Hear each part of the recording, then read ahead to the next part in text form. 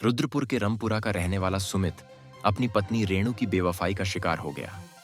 रेणु के प्यार में पागल हुए सुमित के दोस्त गणेश ने रेणु के साथ मिलकर सुमित को रास्ते से हटाने का प्लान बनाया और गणेश ने अपने अन्य दोस्तों की मदद से सुमित को पहले बुलाया, फिर जूते के फीते से गला घोंटकर उसकी हत्या कर दी।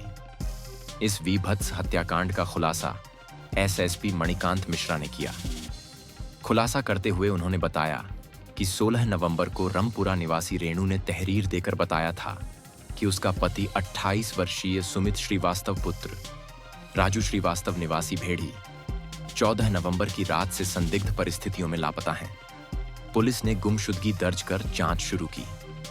एसएसपी ने बताया कि सर्विलांस की मदद से पुलिस ने शक के दायरे में आए रमपुरा निवासी गणेश पुत्र पूरण को पकड़ा। गणेश ने बताया कि वह सुमित की पत्नी रेणु से प्रेम करता है और दोनों ने मिलकर सुमित की हत्या करने की योजना बनाई थी।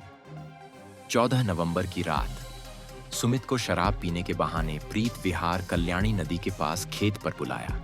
यहां उसने अपने साथियों रमपुरा निवासी दीपक कोली, शिवम और बिलासपुर यूपी निवासी गोविंदा के साथ मिलकर सुमित की जूते के फीते से गला दबाकर हत्या कर दी और शव नदी में फेंक दिया।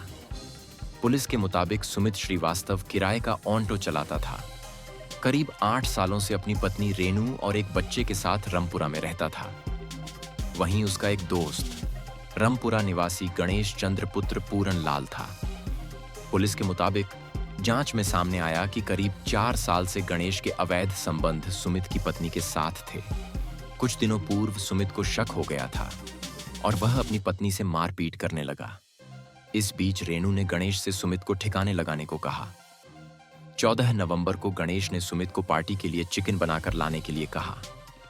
करीब रात 10:30 बजे गणेश अपने साथी रमपुरा निवासी दीपक कोली, शिवम और बिलासपुर यूपी निवासी गोविंदा के साथ सुमित को उसके घर से करीब 3 किलोमीटर दूर प्रीत विहार कल्याणी नदी के पास लेकर गए।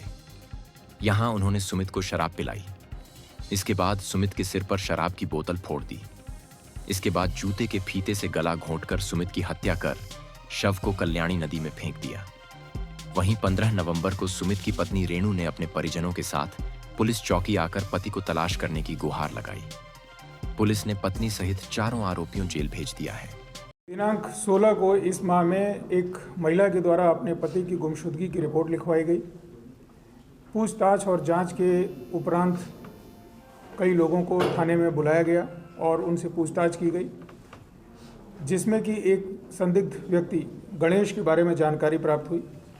गणेश के द्वारा जो तथ्य हमारे सामने रखे गए वो उसकी सीडीआर से और उसके लोकेशन से मैच नहीं किए। पुनः उसे पूछताछ के लिए बुलाया गया और थाने के और मुखबिरों के द्वारा ये सूचना प्राप्त हुई कि गणेश और गुमशुदा व्यक्ति की पत्नी के बीच अवैध संबंध हैं।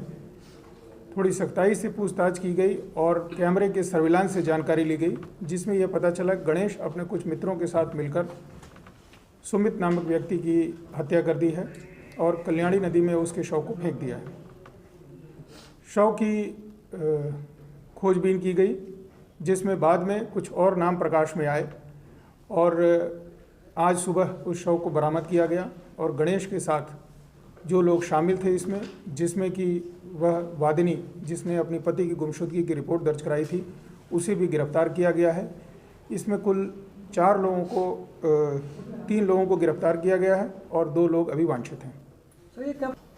इसमें गणेश से पूछताछ से ये पता चला कि शराब पीने के लिए उसने अभी अपने सुमित को बुलाया था। उसके साथ और भी लोग थे, जिसमें जूते के फीते से उसका गला दबा दिया और उसकी डेड बॉडी को कल्याणी नदी में फेंका। उन्होंने उस डेड बॉडी को नदी में फेंक दिया और यह रोज़ जाके देखते रहे कि वो डेड बॉडी कहाँ है। फिर एक दिन नदी में उनका इस डेड बॉडी का एक हाथ दिखाई दिया। उसको फिर इन्होंने रात में जाकर गड्ढा खोदा और नदी के पास ही उसे दफना दिया।